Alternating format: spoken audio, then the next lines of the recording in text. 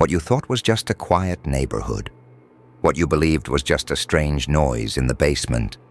What felt like a harmless warning from a stranger was actually the beginning of something much darker. Good evening, ladies and gentlemen, and welcome back to Night Terrors, where the ordinary unravels into the unimaginable.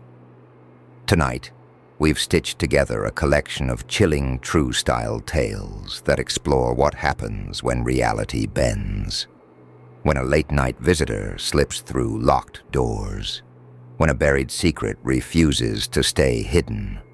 When families guard something sinister behind basement doors.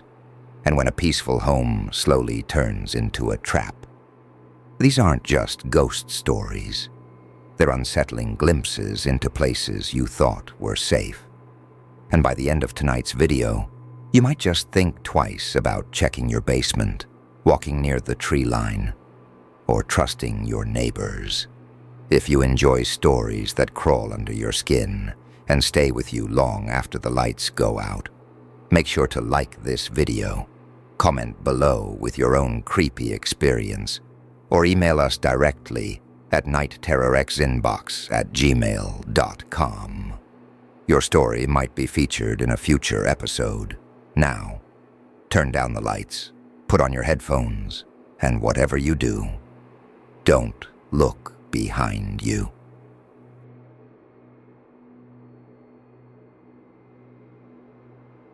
The Watcher in the Ceiling.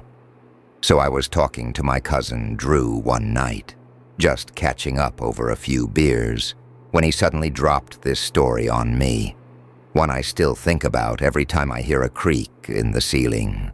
He said, "This happened back when I lived in this old duplex out in a quiet little town in Pennsylvania. You know the type. Narrow houses stacked side by side, like dominoes, and just as fragile. My place was small, 2 bedrooms, and built probably in the 60s. The weirdest part? All the attics in that row of houses were once connected, like a creepy crawl space superhighway. They eventually bricked them off to prevent, burglars or fires from spreading house to house. At least that's what the landlord told me. At first, nothing felt off. It was quiet, just the usual creaks and groans of an aging home.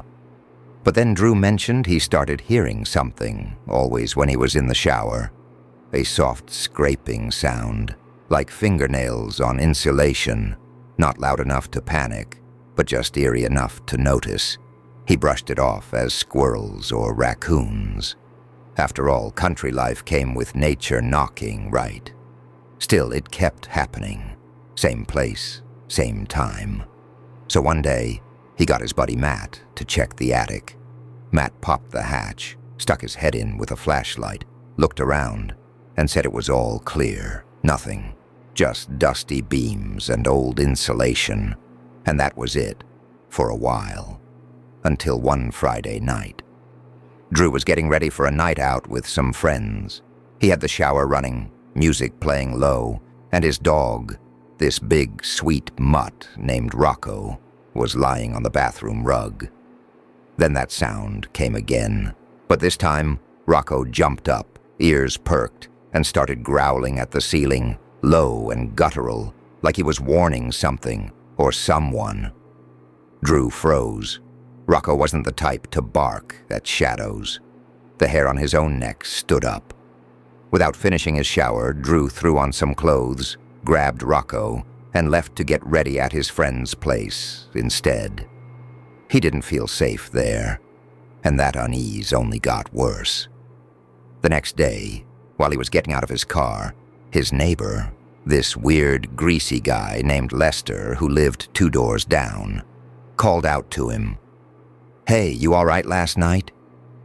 Drew forced a smile. "Yeah, I'm good, thanks."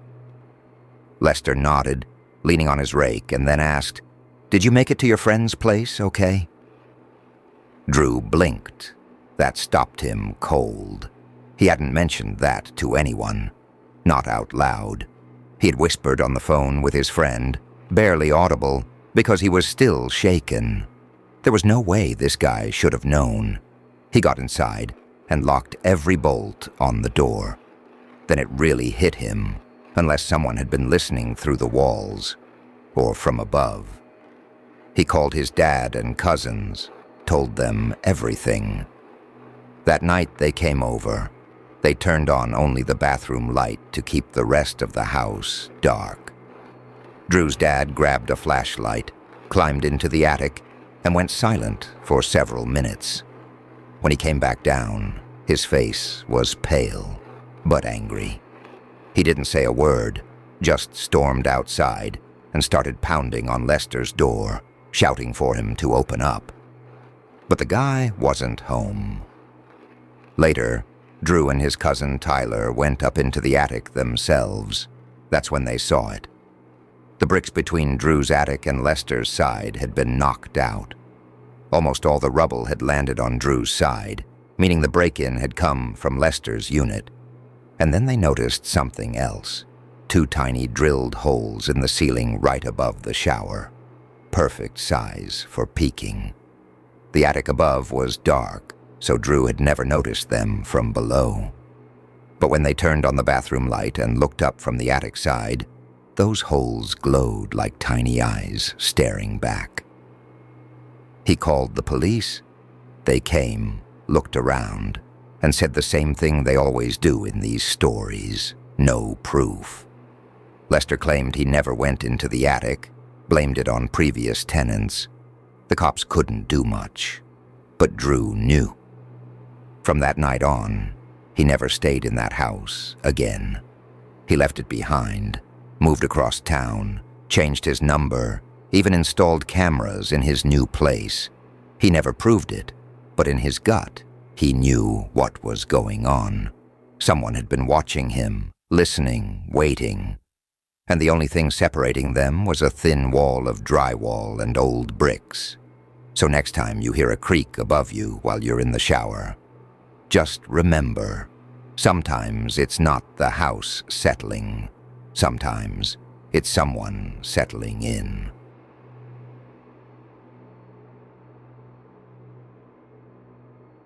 The Ones Who Waited.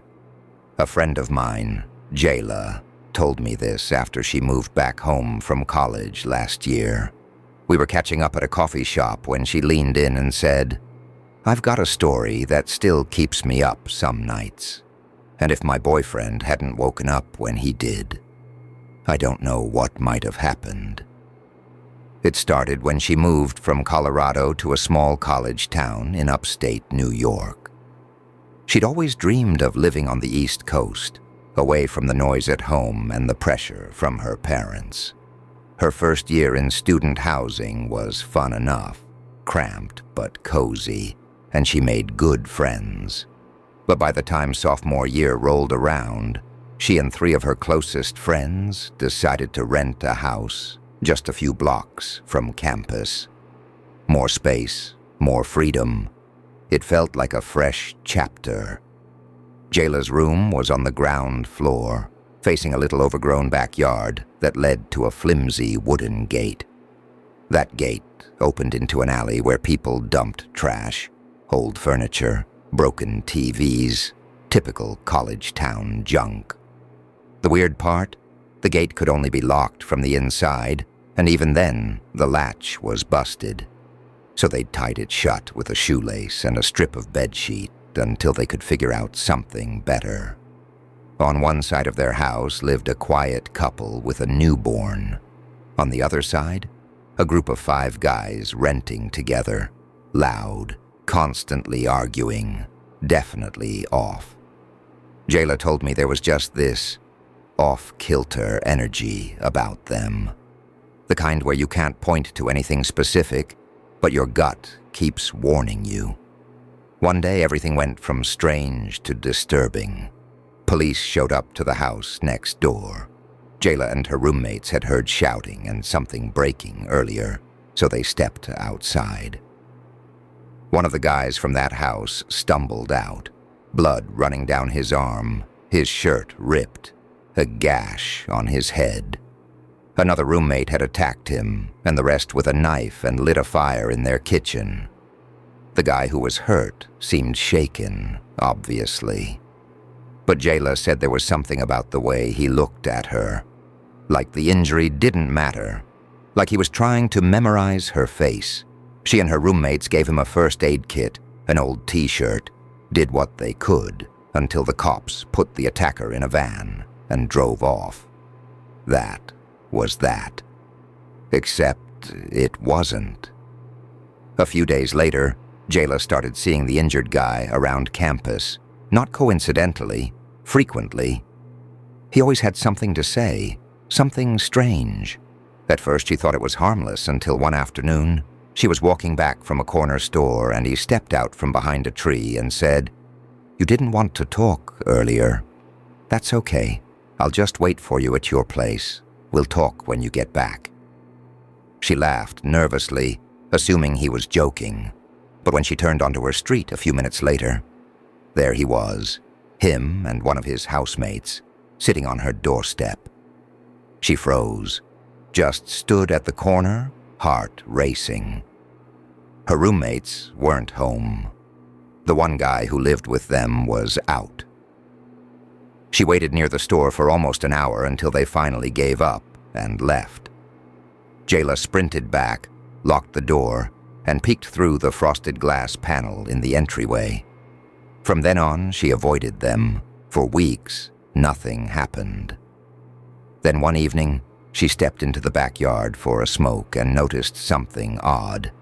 The wooden gate was hanging open. The string they used to tie it shut. Cut clean. She figured maybe one of her roommates had taken out the trash and forgot to retie it. She didn't want to overthink it. Then came the night that changed everything. Jayla's boyfriend, Sam, was staying over. He was the kind of sleeper who could snore through a hurricane. But that night, just after 3 a.m., he jolted awake. Something had stirred him, a bang and whispering, almost like voices too low to understand.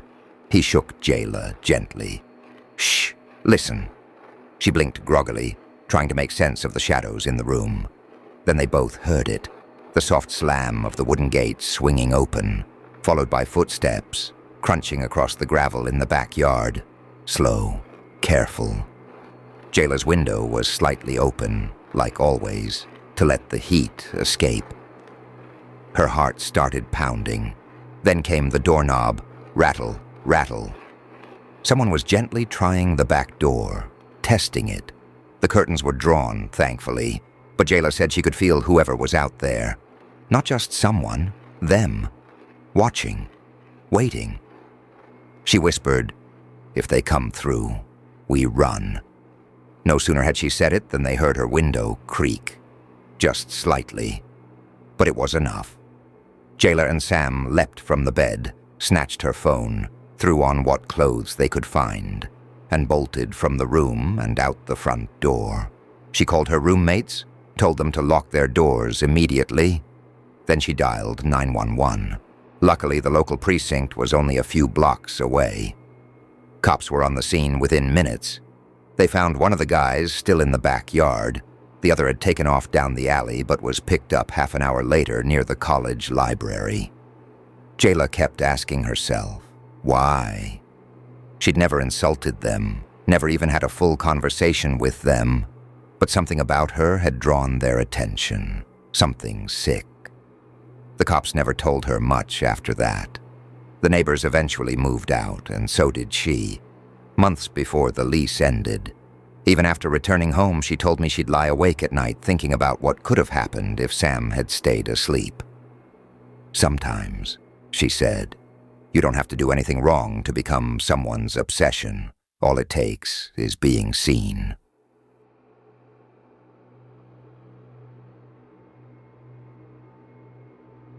The man who walked through walls. So I was texting my buddy Eric last week. He's always been the kind of guy who brushes off creepy stuff with a laugh. And he told me something that honestly made the hair on the back of my neck stand up. "Dude," he said, I think someone walked into my basement last night and just vanished." He wasn't joking. He lives alone in this older 2-story house just outside of Asheville, North Carolina. Big trees, thick woods behind the yard, real quiet at night. His parents sold it to him when they retired and moved out west, so he's been living there since he was 28. And the basement? That's basically his cave. Desk, gaming rig, tools, mini fridge, the whole setup.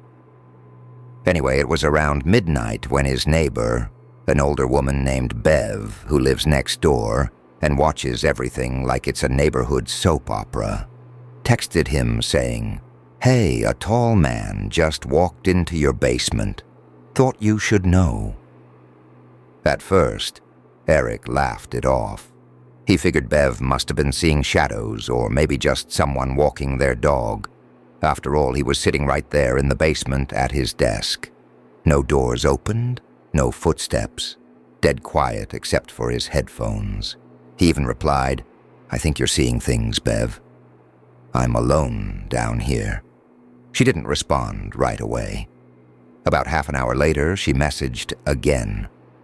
"He just walked out, toward your trailer. But he didn't come back out. I waited. He disappeared." Now Eric was getting a little weirded out. He paused his game and looked around. The drywall dust from his renovation project still sat untouched on the floor, and there were no footprints other than his. Not even a scuff. Still, the whole thing nagged at him. So he figured, what the hell? I'll go check it out and chat with her for a bit. He tried the basement door, but it wouldn't open. Now, the way his setup works, the basement has an exterior door that doesn't latch on its own. You have to pull it fully shut, then slide a bolt and add a master lock, if you want to keep it secure. But the lock was sitting right next to him. He hadn't even used it. There was no reason that door should have been stuck. He decided to crawl out the little ground-level window instead. He popped it open, squeezed out, and walked around the house to check the door from the outside. It opened just fine. Smooth as ever. No jam, no debris. Just unlocked.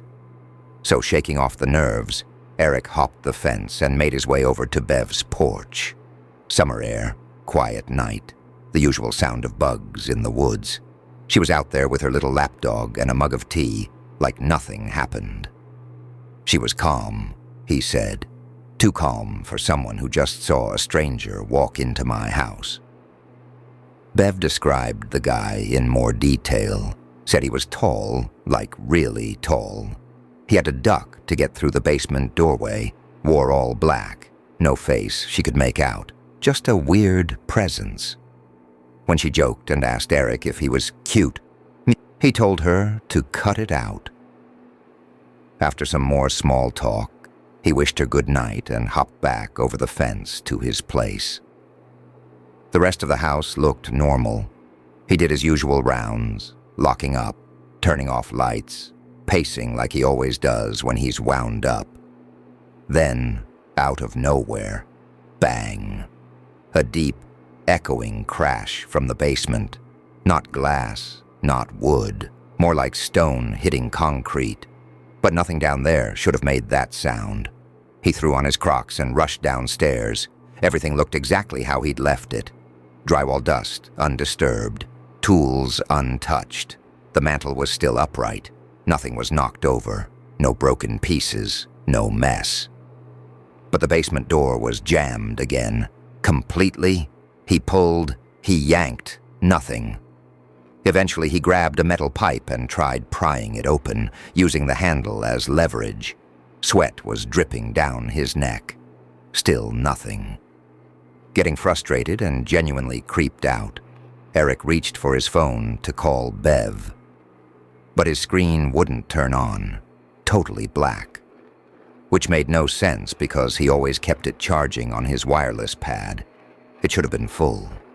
It hadn't even been 2 hours since he last touched it. Thinking maybe it just glitched, he set it back on the charger. The screen stayed dark, no vibration, no light, just dead. He waited. After maybe 15 minutes, it powered on and showed 0%, then quickly jumped to 5%, then 12%.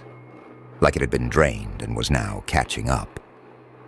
Once the battery hit 50%, Eric tried the door again. This time, it opened effortlessly. No jam, no resistance. Like it had been messing with him. He walked upstairs, closed the door, and hasn't stepped back down there since. Not even to retrieve the master lock that's still sitting by the door. He told me, "I've been trying to make sense of it. Maybe the door was swelling from humidity. Maybe Bev saw a shadow. Maybe the charger glitched."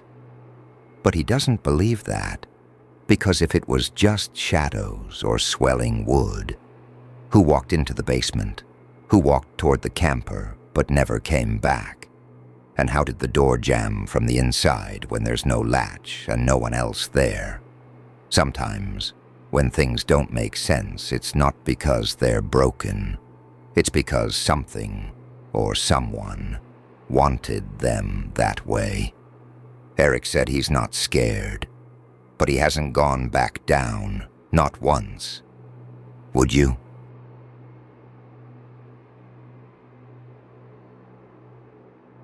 The Man Who Never Left. So I was talking to my cousin Amanda one night. She and her husband had just moved into a place in rural Tennessee, and she told me something that's been messing with my head ever since. "We thought it was perfect," she said. 5 acres, a long gravel driveway, birdsong in the morning, crickets at night. It felt like the kind of home you write country songs about. She and her husband moved out there with their 2 kids, looking for peace, space, and a fresh start. And at first, that's exactly what they got, until they met the man across the road. He told them his name was Garrett, said he was 84, though Amanda swore he didn't look a day over 60.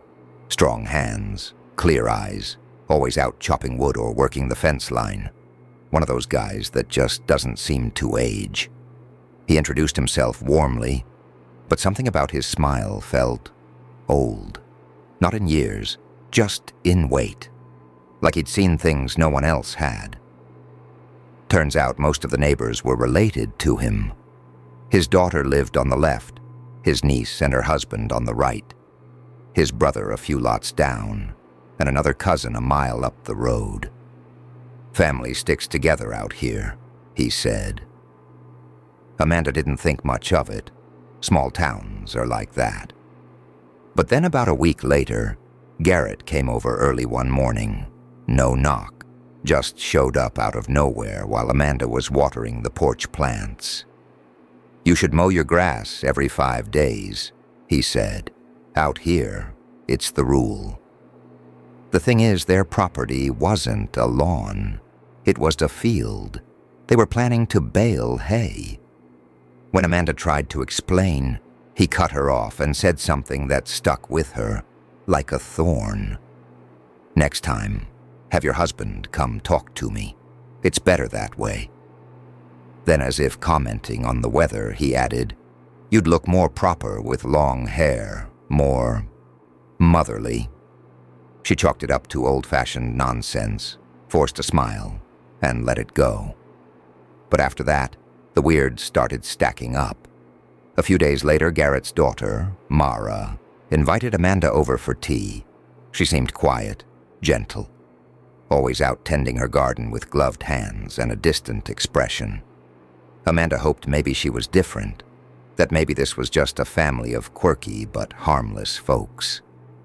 They chatted in the kitchen for a while, but when Mara stepped out to take a phone call, Amanda couldn't help but glance down the hall. That's when she noticed it, a door at the very end. It didn't match the rest of the house, reinforced with 3 deadbolts and heavy hinges. The frame had deep gouges around it, like something had tried over and over to claw its way out. She stepped a little closer, heart starting to race, when Mara reappeared, calm, smiling, but with eyes that said, "Don't ask questions." She slipped between Amanda and the hallway and said, too casually, "Oh, that's just storage. Not safe down there. Old stairs and raccoons." She smiled wider, but it didn't touch her eyes. The next morning, Amanda took a walk past Mara's place and noticed the basement window, a small rectangle, barely above ground. Pressed on the inside of the glass was a handprint, small, fresh, fingers splayed wide like someone had been trying to get out. She told her husband, who laughed it off. Probably just a kid messing around. Maybe Mara was cleaning. But the window was clean, too clean. And the print wasn't smudged. It was deliberate. Then came the tire tracks. One night they crossed the field behind their barn. No one admitted to driving through. Cameras they had set up, gone, not just glitched or unplugged. The memory was erased. Amanda's husband checked the system himself. No errors, just nothing. But it was what happened next that broke her. She was hanging sheets outside on the line one afternoon when she felt someone watching her. Not a passing glance, something focused, fixed. She turned slowly, and there he was, Garrett, standing at the far edge of their land, right where the woods begin. He didn't wave, didn't smile, just stood there for what felt like forever. Then finally, he raised a hand and pointed to a spot near the tree line and said 3 words, "Don't dig there." Then he turned and walked away, calm as ever, like he hadn't just dropped a horror movie line on her front lawn. Amanda hadn't planned on digging, not until that. The next afternoon, once her husband left for town and the kids were napping, she grabbed a shovel and went to the exact spot he'd pointed at. She expected maybe animal bones or trash. But just a few inches beneath the dirt, her shovel hit something solid, metal. She cleared the soil and unearthed a rusted box with a warped latch. When she pried it open, her breath caught in her throat. Inside were dozens of old black and white photographs, families, different ones, standing in front of her house. Always smiling, always posed the same way. Some looked like they were from the 50s, some from the 70s, others even more recent. And in every single photo, standing just off to the side, was Garrett. Same clothes, same face, never aging. Amanda's hands were shaking. She stared at the photos for what felt like hours before slamming the lid shut and running up the hill toward his house. She didn't care how crazy it sounded. She needed answers. She knocked hard. The door creaked open, and a woman answered, middle-aged, tired eyes, polite smile. Amanda asked, breathless, "Is Garrett here?" The woman tilted her head, confused. "I'm sorry. Who?" "Garrett. The man who lives here. Your husband?" Her smile faded. "Oh no, you must be mistaken. This was my father's house. He passed away almost 4 years ago." Amanda stood there, frozen, her ears ringing. What?" "He had a heart attack. Died in the backyard. We buried him on the family plot." Amanda didn't remember what she said after that. She just backed away, clutching that box to her chest, barely able to breathe. She swore she saw him again, days later, standing at the edge of the woods, same posture, same stare. No one believes her. But here's the thing, every few weeks, when the grass gets tall. She mows, every 5 days, just like he told her, because she has this feeling, if she ever stops, he might come back to check.